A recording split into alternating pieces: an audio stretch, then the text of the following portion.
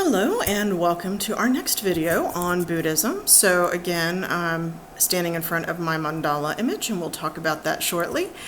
Buddhism is yet another religion that is somewhat complex, particularly for the Western mind, and yet it is growing in this country. And in fact, what I find interesting is that it's growing quite heavily in the West. Buddhism is sometimes defined as a philosophy more so than a religion, but for purposes of this class, obviously it is considered a world religion.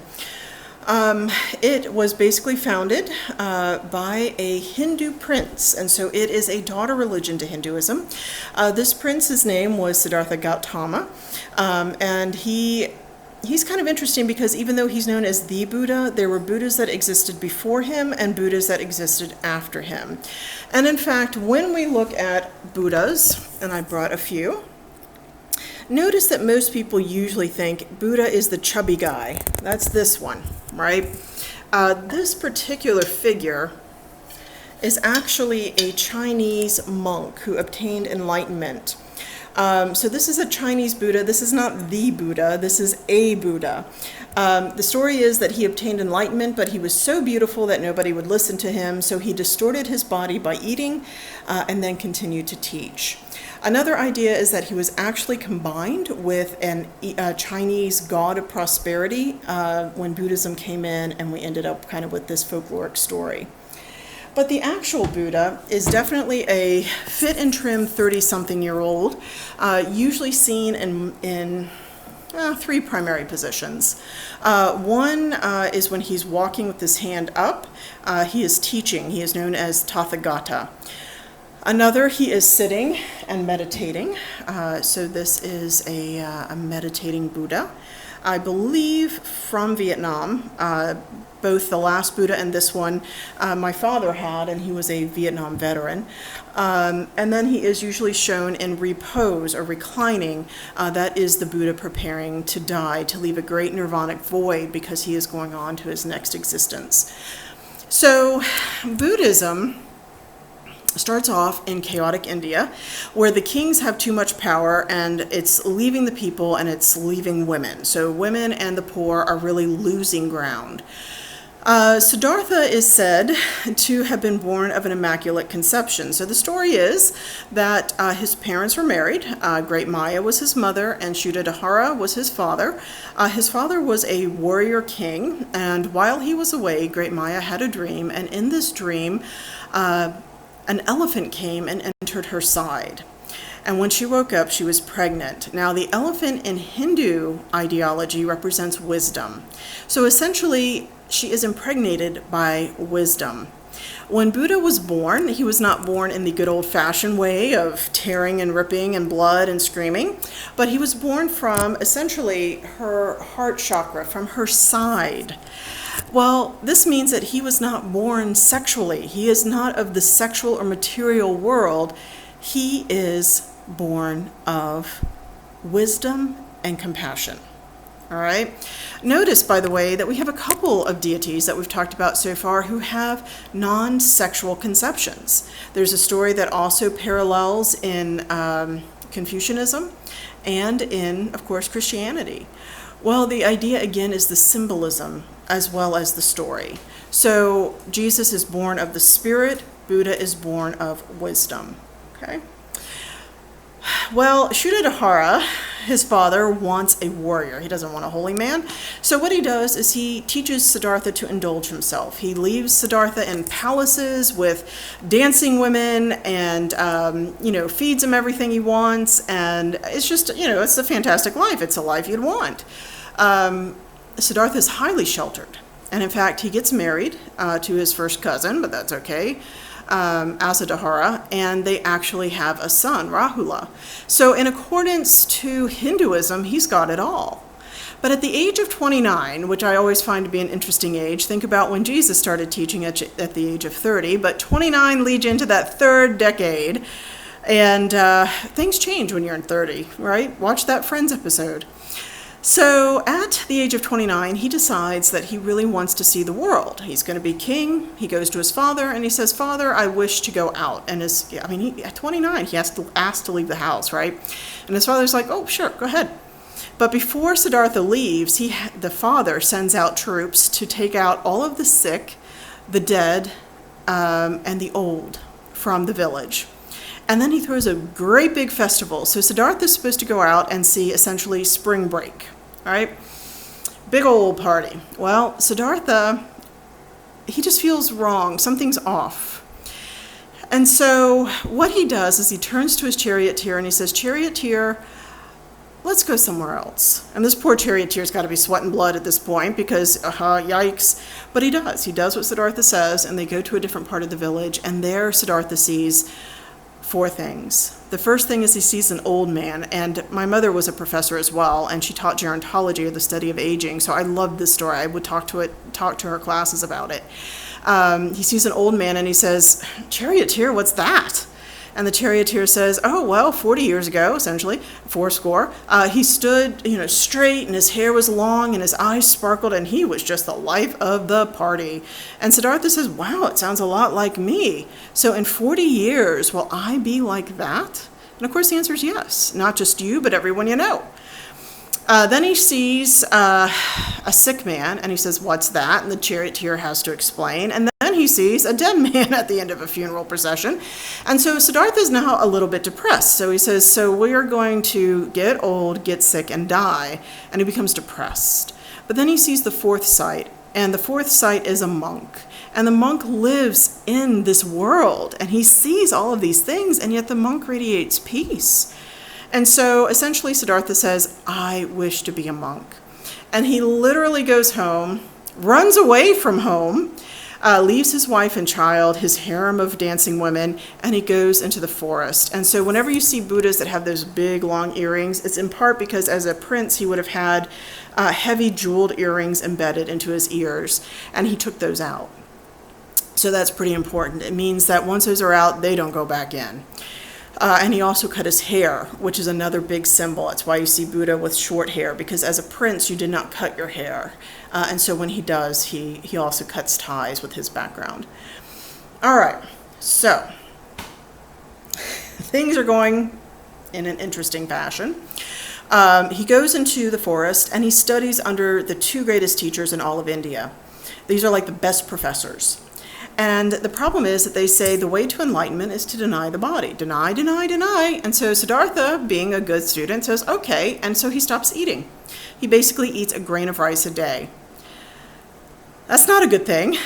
He loses a ton of weight, almost dies, has to have an intercession by his friends, fellow monks, and ends up coming to the realization, this isn't the way to enlightenment.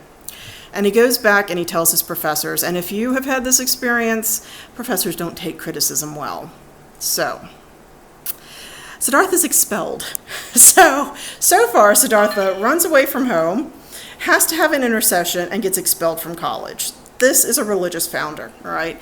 Now remember that religious founders are usually going to be people that stand up against the corruption of society. So they're going to be antisocial. They're literally problematic.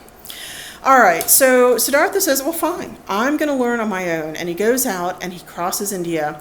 And one day, after about 6 years, he sits down under what's known as the Bodhi tree, and he does a hardcore meditation in which he goes so far into himself that not only does he understand his life and all of his past lives, he understands how the universe works. Essentially, the universe is a series of changing relationships. Then he understands and rejects inappropriate cravings and desires. So he defects, or not defects, he defeats, there we go, pleasure and anger and all of these emotions that we get enmeshed in. And he's like, no, I don't need it, I'm good. Well, then the Buddhist devil shows up. His name is Mara, and he's the tempter. And he says, oh, hey, yeah, look at you getting all enlightened. That's awesome. But I'll lose you. I got all these other people to play with. And that almost stops Buddha because, that's what the tempter does. He tries to trick you. So at the last minute, Siddhartha says, you know what? You may have all those other people, but so do I. I am going to teach. I'm like, oh, that's so sweet. That's like my favorite story. So it's awesome. Anyway, so he goes out and he goes to teach. All right. So when he awakens from this meditation, we can now call him the Buddha.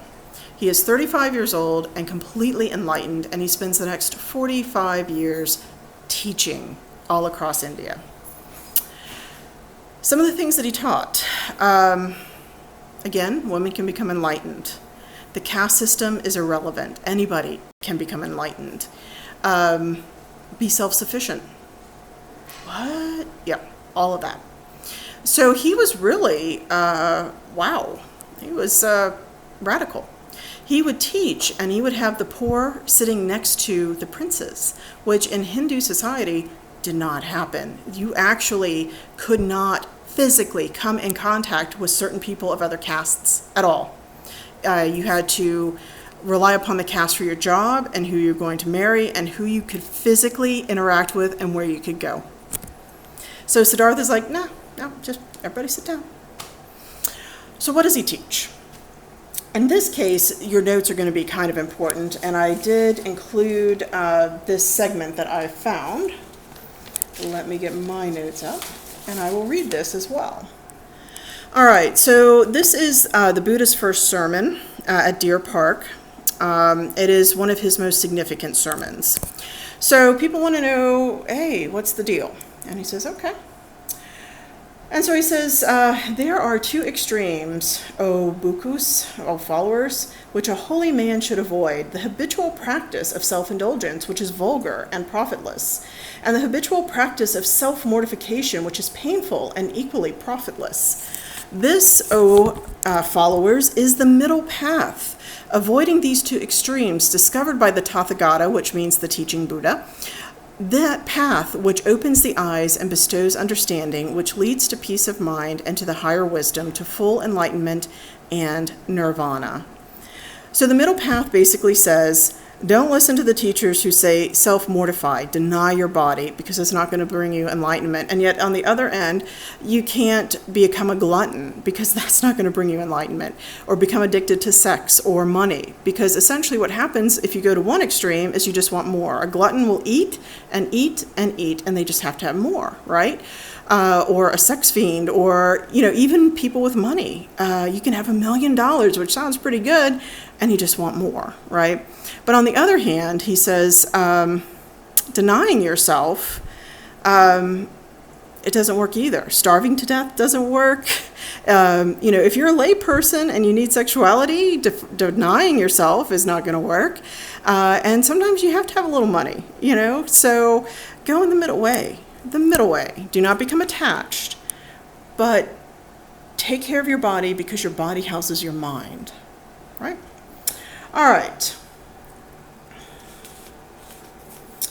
Then he says, now this, O bhikkhus, is the noble truth concerning suffering. Birth is attended with pain, decay is painful, disease is painful, death is painful. Union with the unpleasant is painful, painful is separation from the pleasant, and any craving that is unsatisfied, that too is painful. In brief, these components of individuality are painful. So people are like, oh my gosh, Buddhism is such a bummer, right? So here's my notes. The second noble truth actually is the first noble truth.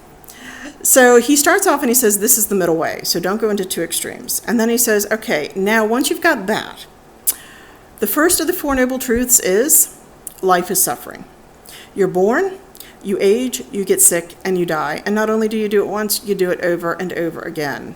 Reincarnation, rebirth, technically in Hinduism, it's reincarnation. In Buddhism, it's rebirth. It is the subsubtle Buddha mind, the potential to become a Buddha that is born from one life to another. So he says, yeah, all of that's painful. And then he says separation from the pleasant, getting up in the morning and leaving the bed, or leaving all the pugs, or whatever it is that is painful. Or combination with the unpleasant, driving down the interstate behind somebody doing 50, and everybody's doing 50, and you're like, oh my gosh, this is the left lane, move, right?